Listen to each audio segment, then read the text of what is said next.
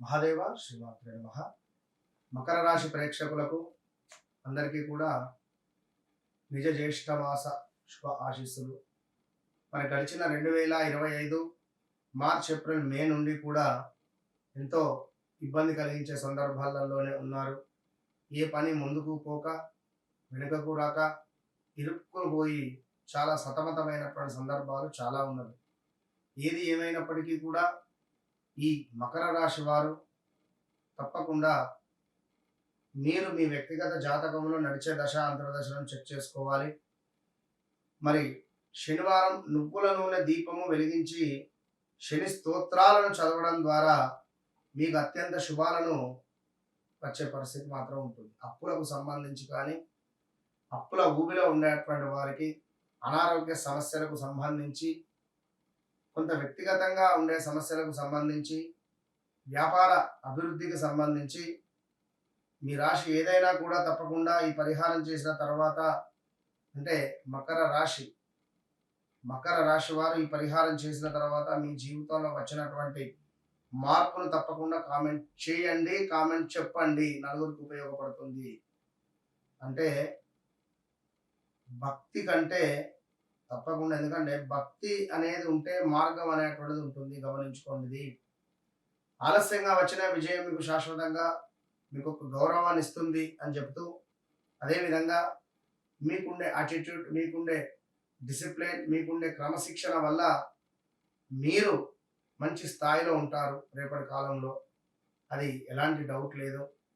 గత 2017-18లో అనారోగ్య సమస్యలు ఏర్పడ్డాయి. మరలా 2023-24లో కూడా అనారోగ్య సమస్యలు ఏర్పడ్డాయి.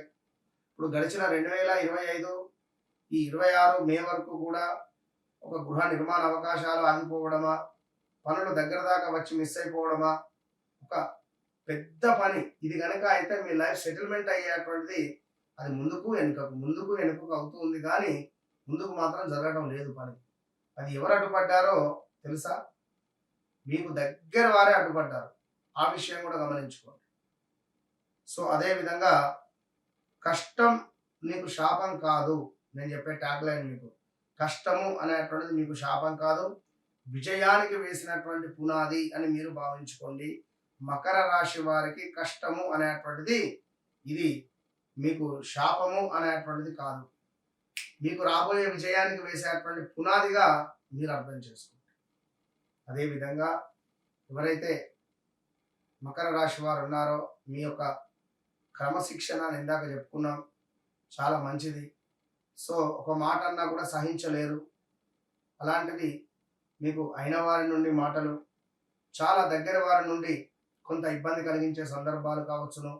అదేవిధంగా మంచి చేయబోతే చెడు ఏర్పడినటువంటి దాఖలాలు చాలా ఉన్నాయి. సో ఖచ్చితంగా కూడా ఎవరైతే మకర రాశి వారు ఉన్నారో ఈ మకర రాశి వారు మీకు అర్ధాష్టమ శనికి సంబంధించి కొంత స్టార్ట్ కాబోతూ ఉన్నది కమింగ్ సూన్లో. ఇక రేవతిలో ఉన్నాడు శనైశ్వరుడు. రేవతి నుండి అశ్వినిలోకి దూకుతాడు త్వరలో, అతి త్వరలో. ఆ దూకే ముందు ఆ సందర్భంలోనే ఇబ్బందులు ఏర్పడతాయి. ఇక ఈ సంవత్సరంలో ఈ యొక్క July, August, September, October, November, December వరకు మాత్రం మంచి యోగాలు మాత్రం ఉన్నవి.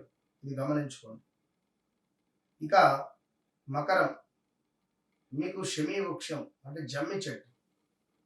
జమ్మి చెట్టుకు సంబంధించిన ఆరాధన కానీ, జమ్మి చెట్టు దగ్గర దీపారాధన చేయడం కానీ, జమ్మి మొక్కను సేకరించి దానిని ఒక తాయెత్తులాగా మలిచి మీ దగ్గర పెట్టుకున్న, లేదా జమ్మి చెట్టుకు సంబంధించి ఒక చిన్న చెట్టు నువ్వు ఇంట్లో ఆ యొక్క మొక్కను పెంచుకున్నా కూడా మీకు మంచి ఫలితం మాత్రం ఉంటుంది. ఎందుకంటే శనైశ్వరుని యొక్క అనుగ్రహం, మంచి విజయాలు, అడ్డంకులు ఏవైతే ఉన్నాయో, ఈ పని అవటం లేదు, ఆ పని అవటం లేదని అవన్నీ తొలగిపోయేటువంటి పరిస్థితి ఉంటుంది. నెంబర్ 8, నెంబర్ 4 మీకెంతో అదృష్టాన్ని తెచ్చిపెడుతుంది అని చెప్పేటువంటి పరిస్థితి. శనివారం మీకు లక్కీ అనేటువంటి విషయాన్ని గమనించుకోండి. అదేవిధంగా ఈ యొక్క మకర రాశి వారికి ఇష్టదేవుడు శనైశ్వరుడు శివుడు. శనైశ్వరునికి అభిషేకం చేస్తూ ఉన్న ప్రతి శనివారం, అదేవిధంగా కొంతమేర శివునికి అభిషేకం చేస్తున్నా కూడా మంచి ఫలితాలు ఉంటాయి. అదృష్ట మొక్క మీకు జమ్మి చెట్టు అని ఇందాక చెప్పుకున్నాం, శమి వృక్షం.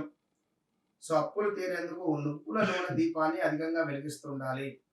మీరు గుడిలో ఎన్ని దీపాలు వెలిగిస్తే నువ్వుల నూనెతో ఇంట్లో కానీ మీకు అంత తొందరగా అప్పులు తీరుతాయి. అదేవిధంగా దేవాలయంలో నువ్వుల నూనెను డొనేట్గా ఇచ్చిన అప్పుల బాధగా ఉండేటువంటి వారు ఎవరైతే ఈ మకర రాశి వారు ఉన్నారో దేవాలయంలో నువ్వుల నూనెను ఎంత మీరు దానంగా ఇస్తే దీపారాధనకు అగరబత్తులు కానీ నువ్వుల నూనె కానీ దీనివల్ల మీ జీవితంలో అప్పుల పాలు నుండి దూరం అయ్యేటువంటి ఛాన్సెస్ ఏదో రకంగా మీకు లభిస్తుంది.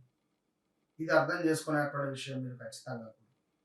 ఇక అదేవిధంగా ఈ యొక్క మకర రాశి వారికి ఇందాక చెప్పుకున్నాం, శనైశ్వరుడు అని నల్ల నువ్వుల నూనెతో దీపారాధన చేయడం అనేది ఎంతో అద్భుతం. కనుక మకరం మకరం అంటేనే మొండి స్వభావం కలిగినటువంటి వారు. మరి ఇట్టి మకర రాశి వారు ఖచ్చితంగా కూడా మీ వ్యక్తిగత జాతక రీత్యా నడిచే దశ అంతర్దశలను 1-2 సార్లు చెక్ చేసుకోవాల్సినటువంటి బాధ్యత మీదే. ఎందుకంటే మరలా 27లో అష్టమ గురువు అవుతాడు. అష్టమ గురుడు అయితే ఇంకా ఇబ్బందులు ఏర్పడతాయి.